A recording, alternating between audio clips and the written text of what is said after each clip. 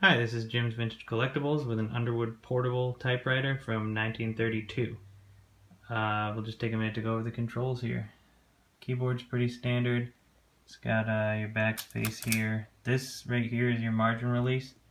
So it'll lock up the keys when you're at the margin. If you need to finish a line, you just press that and it'll let you keep on typing. Otherwise, you have up here is your color selector switch, so you can use two-tone ribbon, red or black, and the middle is a stencil setting. Right now it just has the black ribbon on it, but it needs a new ribbon anyway, so you can put two-tone on it if you want. The spools have these neat little spool covers with the Underwood logo. To take those off, you just press in on the side, pop it right off, and you'll see the spool.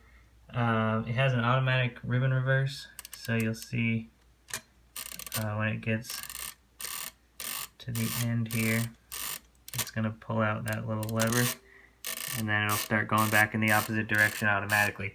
If you do need to do it manually, it has this switch down here.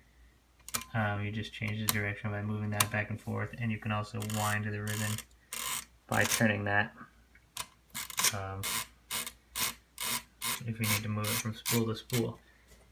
In terms of the carriage controls, here's your carriage release here. You just press down on that.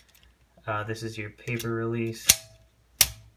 And over here is, obviously here's your return lever.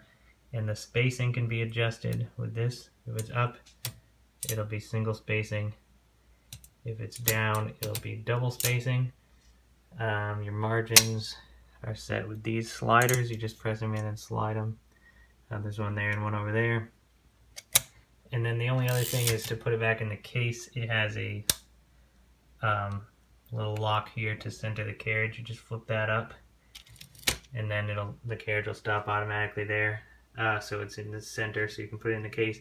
Then when you take it out, of course, you just have to pop that back down, and then it'll be good to go.